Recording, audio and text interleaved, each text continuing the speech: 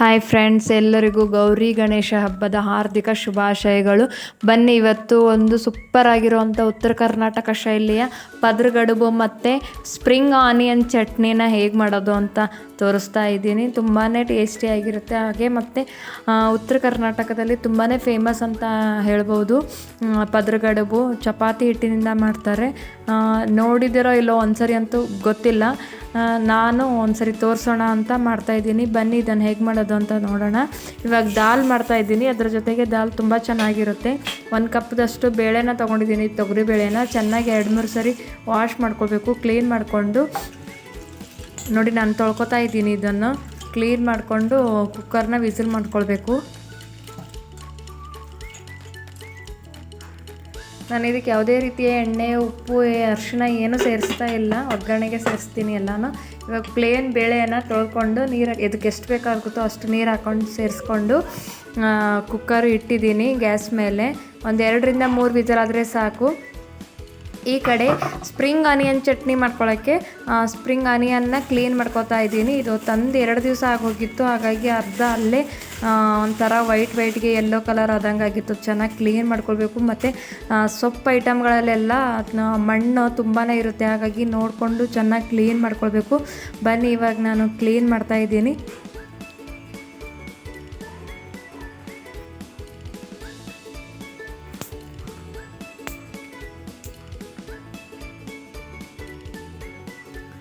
ನೋಡ್ತಿರ್ಬೋದು ಎಷ್ಟೊಂದು ಸೊಪ್ಪು ಫುಲ್ಲು ಯೆಲ್ಲೋ ಕಲರ್ ಆಗಿದೆ. ಅರ್ಧ ಮಾತ್ರ ಸಿಕ್ಕಿದೆ ಇದರಲ್ಲಿ ನನಗೆ. ಫುಲ್ ಎಲ್ಲನೂ ವೇಸ್ಟ್ ಆದಂಗೆ ಆಗೋಗಿತ್ತು.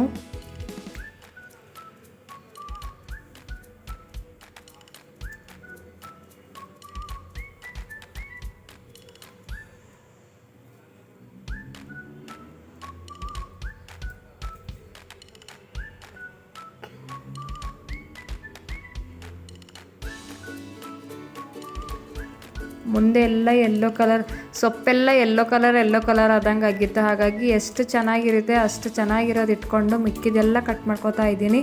ನೋಡ್ತಿರ್ಬೋದು.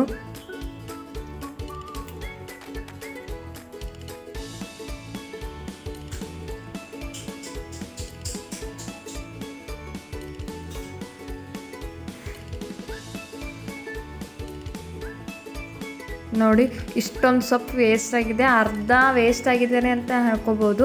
ಅದೆಲ್ಲ ತೆಗೆದುಬಿಟ್ಟು ಇವಾಗ ಸೊಪ್ಪು ಯಾವಾಗಲೂ ಒಂದು 4-5 ಸತಿ ಆದರೂ ತೊಳ್ಕೊಬೇಕು. ಯಾಕಂದರೆ ತುಂಬಾ ಮಣ್ಣಿರುತ್ತೆ ಅದರಲ್ಲಿ. ಇವಾಗಂತೂ ಮಳೆಗಾಲ ಅಲ್ವಾ, ಮಳೆ ಬರೋ ಕಾರಣ ತುಂಬಾ ನೋಡಿ ಇಲ್ಲೆಲ್ಲ ಮನೆ ಮೇಲೆಲ್ಲ ಎಷ್ಟು ಚಾಪಿಂಗ್ ಬೋರ್ಡ್ ಮೇಲೆಲ್ಲ ಎಷ್ಟೊಂದು ಮಣ್ಣು ಉದುರಿದೆ. ಹಾಗಾಗಿ ಚೆನ್ನಾಗಿ ಕ್ಲೀನ್ ಮಾಡ್ಕೊಳ್ಳಿ. 3-4 ಸರಿ ನೀರು ಹಾಕಿ ಚೆನ್ನಾಗಿ ವಾಶ್ ಮಾಡ್ಕೊಳ್ಳಿ. ಅದಾದಮೇಲೆ ಕಟ್ ಮಾಡ್ಕೊಳ್ಳಿ. ಇವಾಗ ನೋಡ್ತಿರ್ಬೋದು ನಾನು ಯಾವ ಥರ ಕಟ್ ಮಾಡ್ತಿದ್ದೀನಿ. ಈರುಳ್ಳಿ ಸಮೇತನೇ ಕಟ್ ಮಾಡ್ಕೊತಾ ಇದ್ದೀನಿ. ನೋಡಿ, ಈರುಳ್ಳಿನ 4 ಭಾಗ ಮಾಡಿಕೊಂಡು ಚಿಕ್ಕಾಗಿ ಬೇಕಲ್ವ, ಹಾಗಾಗಿ 4 ಭಾಗ ಮಾಡಿಕೊಂಡ್ರೆ ಚಿಕ್ಕ ಪೀಸಾಗಿ ಕಟ್ ಮಾಡ್ಕೊಳ್ಬೋದು ಅಂತ ಹೇಳ್ಬಿಟ್ಟು ಈರುಳ್ಳಿನ 4 ಭಾಗ ಮಾಡಿಕೊಂಡು ಇಲ್ಲಿ ನೋಡಿ ಚಿಕ್ಕದಾಗಿ ಕಟ್ ಮಾಡ್ಕೊತಾ ಇದ್ದೀನಿ. ನಾನು ಸೊಪ್ಪು ಸಮೇತನೇ ಕಟ್ ಮಾಡ್ಕೊತಾ ಇದ್ದೀನಿ. ನಮಗೆ ಮೇನ್ ಬೇಕಾಗಿರೋದು ಈರುಳ್ಳಿನೂ ಬೇಕು ಮತ್ತು ಸೊಪ್ಪು ಬೇಕು. ಹಾಗಾಗಿ ಸ್ಪ್ರಿಂಗ್ ಆನಿಯನ್ ಚಟ್ನಿ, ಇದಕ್ಕೆ ಕನ್ನಡದಲ್ಲಿ ಸ್ಪ್ರಿಂಗ್ ಆನಿಯನ್ಗೆ ಏನಂತಾರೆ ಅಂತ ಎಕ್ಸಾಕ್ಟಾಗಿ ಗೊತ್ತಿಲ್ಲ. ಈರುಳ್ಳಿ ಸೊಪ್ಪು ಅಂತಲೇ ಕರಿತೀವಿ, ಬಟ್ ಎಕ್ಸಾಕ್ಟಾಗಿ ಏನಂತ ಗೊತ್ತಿಲ್ಲ. ನೋಡಿ, ಇವಾಗ ಫುಲ್ ಎಲ್ಲನೂ ಎಷ್ಟು ಬೇಕೋ ಅಷ್ಟು ಕಟ್ ಮಾಡ್ಕೊಂಡಿದ್ದೀನಿ. ನಾನು ಒಂಚೂರು 1 ಇಂಚದಷ್ಟು ಹುಣಸೆ ಹುಳಿನ ನೆನೆ ಹಾಕಿದ್ದೆ. ನೋಡಿ, 1 ಟೇಬಲ್ ಸ್ಪೂನ್ ನೀರು ಮಾತ್ರ ಹಾಕಿದ್ದೀನಿ. ನೀರು ಜಾಸ್ತಿ ಯೂಸ್ ಮಾಡ್ಕೋಬಾರ್ದು. ಇದಕ್ಕೆ 1/2 ಟೇಬಲ್ ಸ್ಪೂನ್ ಅರಿಶಿಣ, ಮತ್ತು ನಿಮಗೆ ಎಷ್ಟು ಖಾರ ಬೇಕೋ ಅಷ್ಟು ಖಾರನ ನೋಡ್ಕೊಳ್ಳಿ ಹಾಕ್ಕೊಳ್ಳಿ. ಈರುಳ್ಳಿಯಲ್ಲಿ ಖಾರದ ಅಂಶ ಇರುತ್ತೆ, ನೀವು ಖಾರನ ನೋಡ್ಕೊಂಡು ಹಾಕ್ಕೊಳ್ಳಿ.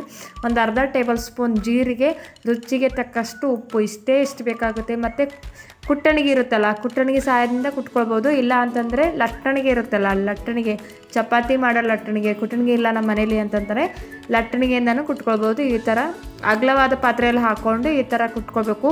ಸೌಂಡ್ ಆಗುತ್ತೆ ಅನ್ನೋ ಕಾರಣ ಕೆಳಗಡೆ ಬಟ್ಟೆನ ಹಾಕ್ಕೊಂಡಿದ್ದೀನಿ ನಾನು. ನೀಟಾಗಿ ಸ್ವಲ್ಪ ನಿಧಾನಕ್ಕೆ ಕುಟ್ತಾ ಹೋದರೆ ನೋಡಿ ಕಲರ್ ಚೇಂಜ್ ಆಗುತ್ತೆ. ನಿಧಾನ ಕುಟ್ಕೊಳ್ಬೇಕು. ಮತ್ತು ಇದಕ್ಕೆ ನಾನು ಶೇಂಗಾ ಪುಡಿನ ಹಾಕ್ಕೊಳ್ತಿದ್ದೀನಿ. ಅಂದರೆ ಕಡಲೆ ಬೀಜದ ಹುರ್ಕೊಂಡು ಪುಡಿ ಮಾಡ್ಕೊಂಡಿದ್ದೀನಿ. ಫುಲ್ ನೈಸಾಗಿ ಪೌಡ್ರ್ ಮಾಡ್ಕೊಂಡಿಲ್ಲ, ತರಿಯಾಗಿ ಮಾಡ್ಕೊಂಡಿದ್ದೀನಿ.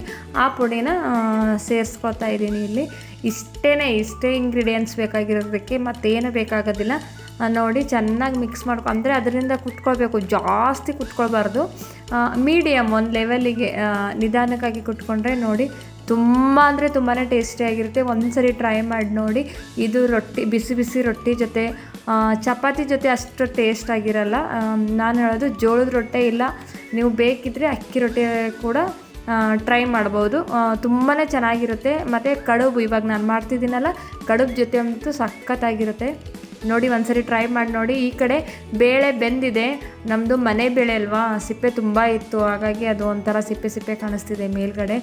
ಬೇಳೆನ ಚೆನ್ನಾಗಿ ಸ್ಮ್ಯಾಶ್ ಮಾಡಿಕೊಂಡು ಈ ಕಡೆ ಬಾಣಲಿ ಮೇಲೆ ಎಣ್ಣೆನ ಹಾಕೊಳ್ತಿದ್ದೀನಿ. ಒಂದು 2-3 ಟೇಬಲ್ ಸ್ಪೂನಿಗೆ ಒಗ್ಗರಣೆನೇ ರೆಡಿ ಮಾಡ್ಕೊಳ್ಬೇಕು. ಜೀರಿಗೆ, ಸಾಸಿವೆ, ಒಂದು ಅರ್ಧ ಟೇಬಲ್ ಸ್ಪೂನಷ್ಟು ಜೀರಿಗೆ, ಒಂದು ಅರ್ಧ ಟೇಬಲ್ ಸ್ಪೂನ್ ಸಾಸಿವೆ, ಒಂದು ಹೆಸರು ಕರಿಬೇವು, ಮತ್ತು ಬೆಳ್ಳುಳ್ಳಿ ಮತ್ತು ಶುಂಠಿ ಬೆಳ್ಳುಳ್ಳಿ ಪೇಸ್ಟ್ನ ಹಾಕ್ತಾಯಿದ್ದೀನಿ ಜಜ್ಜಿಬಿಟ್ಟು. ಮತ್ತು 1-2 ಒಣಮೆಣ್ಸಿನ್ಕಾಯಿನ ಕಟ್ ಮಾಡ್ಕೊಂಡು ಹಾಕ್ಕೊತಿದ್ದೀನಿ. ನೀವು ಬೇಕಿದ್ದರೆ ಹಸಿ ಮೆಣಸಿನ್ಕಾಯಿನೂ ಯೂಸ್ ಮಾಡ್ಕೊಳ್ಬೋದು. ಇಲ್ಲಿ ನಾನು ಒಣ ಮೆಣಸಿನ್ಕಾಯಿನ ಯೂಸ್ ಮಾಡ್ಕೊತಾ ಇದ್ದೀನಿ. ಒಂದು ಅರ್ಧ ಟೇಬಲ್ ಸ್ಪೂನು ಅರಿಶಿಣ, ಮತ್ತು ರುಚಿಗೆ ತಕ್ಕಷ್ಟು ಉಪ್ಪು, ಅಷ್ಟೇ, ಏನು ಹಾಕೋದಿಲ್ಲ ಇದಕ್ಕೆ ನಾವು ಸಪ್ಪೆ ಬೇಳೆ ಅಂತ ಕೂಗ್ತೀವಿ. ನೀವೇನಂತೀರಾ ಅಂತ ಹೇಳಿ, ಅದಕ್ಕೆ ನಾನು ದಾಲ್ ಅಂತ ಇದ್ದೀನಿ. ಸಪ್ಪೆ ಬೇಳೆ ಅಂತಂದರೆ ಅದು ಏನಪ್ಪ ಅಂತ ಅಂದ್ಕೊಳ್ತಾರೆ ಅಂತ ಹೇಳ್ಬಿಟ್ಟು ದಾಲ್ ಅಂತ ಹೇಳ್ತಾ ಇದ್ದೀನಿ. ಇದು ಕೂಡ ಕಡುಬಿನ ಜೊತೆ ತುಂಬಾ ಚೆನ್ನಾಗಿರುತ್ತೆ. ಸಿಂಪಲ್ಲಾಗಿ ಮನೆಯಲ್ಲಿ ಬೇಳೆ, ಇದು ಟಮಾಟ, ಸೊಪ್ಪು ಯಾವುದೇ ರೀತಿ ಏನೂ ಇರಲಿಲ್ಲ ಅಂತಂದರೆ ಈ ಥರ ದಾಲ್ ಥರ ಮಾಡ್ಕೊಂಡು ಅನ್ನದ ಜೊತೆ ತುಂಬ ಚೆನ್ನಾಗಿರುತ್ತೆ. ನಾನಿವಾಗ ಕಡುಬಿನ ಜೊತೆ ಮಾಡ್ತಾಯಿದ್ದೀನಿ. ನೋಡಿ, ಅದಕ್ಕೆ ಎಷ್ಟು ಬೇಕೋ ಅಷ್ಟು ಸ್ವಲ್ಪ ಒಂದು ಅರ್ಧ ಬಟ್ಲಷ್ಟು ನೀರು ಹಾಕ್ಕೊಂಡು ಅದಕ್ಕೆ ಸೇರಿಸ್ಕೊತಾ ಇದ್ದೀನಿ. ತೀರಾ ನೀರು ಥರ ಮಾಡ್ಕೊಳ್ಬಾರ್ದು, ಇದು ದಾಲ್ ಅಲ್ವಾ, ಅದಕ್ಕೆ ಒಂದು ಸ್ವಲ್ಪ ಗಟ್ಟಿನೇ ಆಗಿರಬೇಕು. ನೋಡಿ, ಮುಗ್ದೇ ಹೋಯಿತು ದಾಲು. ಚೆನ್ನಾಗಿ ಕುದಿಸ್ಕೊತಾ ಇದ್ದೀನಿ. ಮೇಲೆ ಒಂದು ಸ್ವಲ್ಪ ಕೊತ್ತಂಬರಿ ಸೊಪ್ಪು ಹಾಕಿದರೆ ಬಿಸಿ ಬಿಸಿಯಾದಂಥ ದಾಲ್ ರೆಡಿ ಆಗೋಯ್ತು. ಈ ಕಡೆ ನಾನು ಕಡುಬು ಮಾಡ್ಕೊಳ್ಳೋಕ್ಕೆ ರೆಡಿ ಮಾಡ್ಕೊತಾ ಇದ್ದೀನಿ. ಒಂದು ಅಗಲವಾದ ಬಾಣಲೆ ತೊಗೊಂಡು ಅದರಲ್ಲಿ ನೀರು, ಒಂದು ಅರ್ಧದಷ್ಟು ನೀರು, ಅದಕ್ಕೆ 1 ಟೇಬಲ್ ಸ್ಪೂನ್ ಎಣ್ಣೆನ ಹಾಕ್ಕೊಂಡು ಮತ್ತು ಒಂದು ಅರ್ಧ ಟೇಬಲ್ ಸ್ಪೂನಷ್ಟು ಉಪ್ಪನ್ನು ಹಾಕ್ಕೊಂಡು ನೀರು ಕಾಯೋಕ್ಕೆ ಇಕ್ತಾ ಇದ್ದೀನಿ ಗ್ಯಾಸ್ ಮೇಲೆ.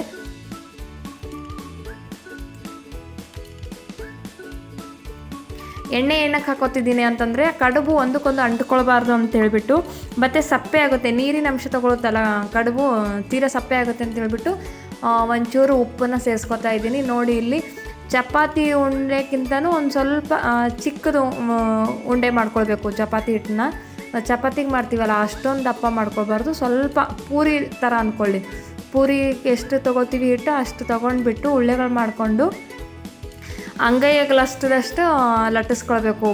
ಪೂರಿ ಥರನೇ ಒಂದು ದೊಡ್ಡ ಪೂರಿ ಸಿಗುತ್ತಲ್ಲ ಅಂಗಡಿಯಲ್ಲಿ, ಆ ಥರ ಪೂರಿಯಷ್ಟು ಲಟ್ಟಿಸ್ಕೊಳ್ಬೇಕು.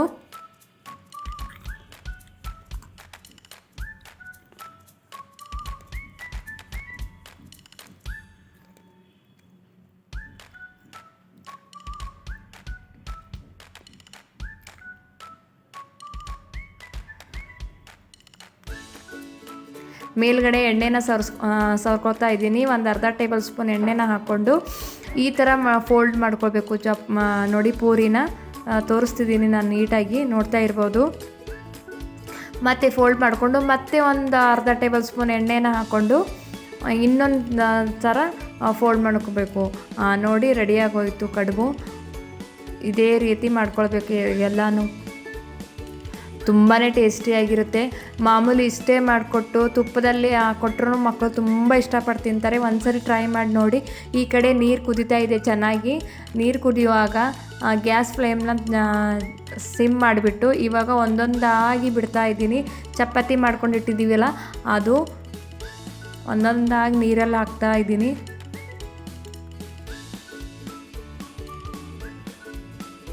ಈ ಥರ ಕಡುಬು ಹಬೆಯಲ್ಲೂ ಬೇಯಿಸ್ಕೊಳ್ತಾರೆ, ಆದರೆ ಹಬೆಯಲ್ಲೇ ಮಾಡಿರೋದಂತ ನಂಗೆ ಅಷ್ಟೊಂದು ಇಷ್ಟ ಆಗಲ್ಲ. ಹಾಗಾಗಿ ನೀರಲ್ಲಿ ಬೇಯಿಸ್ಕೊಂಡು ಮಾಡ್ತೀನಿ ನಾನು ಯಾವಾಗಲೂ. ಇದು ನಮ್ಮ ಮನೇಲಿ ವಾರಕ್ಕೊಂದ್ಸರಿ ಖಂಡಿತ ಇರುತ್ತೆ. ನೋಡಿ, ಅದು ಕುದೀತಾ ಇರುವಾಗಲೇ ಇನ್ನೊಂದು 4 ಮಾಡ್ಕೊಳ್ಳೋಣ ಅಂತ ಮಾಡ್ಕೊತಾ ಇದ್ದೀನಿ.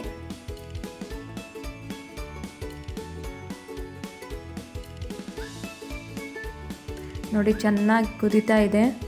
ಒಂದು 8-10 ನಿಮಿಷಗಳ ಕಾಲ ಕುದಿದ್ರೆ ಸಾಕು.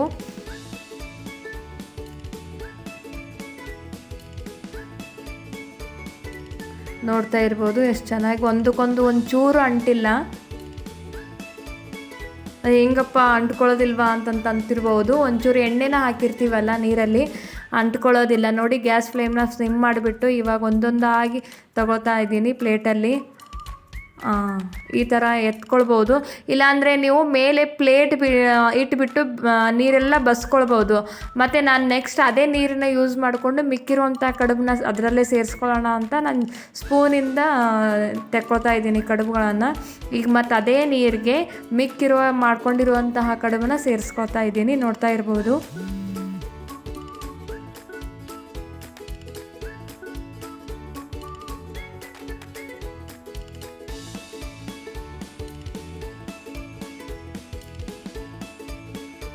ನೋಡಿ ಬಿಸಿ ಬಿಸಿಯಾದಂಥ ಕಡುಬು ನಿಮಗೆ ಬಿಚ್ಚಿಬಿಟ್ಟು ತೋರಿಸ್ತಾ ಇದ್ದೀನಿ, ಅಂಟ್ಕೊಂಡಿದ್ದೀನ ಹೆಂಗೆ ಅಂತ. ನೋಡಿ ಒಂಚೂರು ಅಂಟೋದಿಲ್ಲ, ಏನಕ್ಕಂದರೆ ಮಧ್ಯೆ ಎಣ್ಣೆನ ಹಾಕಿರ್ತೀವಲ್ಲ ನಾವು, ಹಾಗಾಗಿ ಒಂಚೂರು ಅಂಟೋದಿಲ್ಲ. ಮತ್ತು ಇದು ಬಿಸಿ ಬಿಸಿಯಾಗಿಯೇ ತಿನ್ನಬೇಕು, ಅಂದ್ರೇ ತುಂಬ ಟೇಸ್ಟ್ ಇರುತ್ತೆ. ಟಿಫನ್ಗೆಲ್ಲ ಲಂಚ್ ಬಾಕ್ಸಿಗೆಲ್ಲ ಇದಾಗಲ್ಲ, ಅಷ್ಟು ಟೇಸ್ಟ್ ಸಿಗಲ್ಲ ನಿಮಗೆ. ಬಿಸಿ ಬಿಸಿಯಾಗಿ ತಿಂದರೆ ಮಾಡ್ತಾ ಇರಬೇಕು, ತಿಂತಾ ಇರಬೇಕು, ತುಂಬ ಚೆನ್ನಾಗಿರುತ್ತೆ. ನೋಡಿ ನಾನು ಇಲ್ಲಿ ಪ್ಲೇಟ್ನ ಸರ್ವ್ ಮಾಡ್ತಾಯಿದ್ದೀನಿ. ದಾಲು, ಈರುಳ್ಳಿ ಚಟ್ನಿ ಅಂದರೆ ಸ್ಪ್ರಿಂಗ್ ಆನಿಯನ್ ಚಟ್ನಿ, ಕಡುಬು, ನೆಂಚ್ಕೊಳ್ಳೋಕ್ಕೆ ಸೌತೆಕಾಯಿ, ಇಷ್ಟೇ. ತುಂಬ ಚೆನ್ನಾಗಿರುತ್ತೆ. ನಿಮ್ಗೆ ಯಾವುದೇ ರೈಸ್ ಗೀಸ್ ಏನೂ ಬೇಕಾಗಲ್ಲ, ಅಷ್ಟು ಚೆನ್ನಾಗಿರುತ್ತೆ. ನೋಡಿದ್ರಲ್ಲ ಫ್ರೆಂಡ್ಸ್, ಒಂದು ಸಾರಿ ಈ ಪದರುಗಡಬನ್ನ ಟ್ರೈ ಮಾಡಿ ನೋಡಿ. ಇಷ್ಟ ಆದರೆ ಕಮೆಂಟ್ ಮಾಡಿ, ಶೇರ್ ಮಾಡಿ, ಪವಿತ್ರ ಕಿಚನ್ನ ಸಬ್ಸ್ಕ್ರೈಬ್ ಮಾಡಿ. Thank you.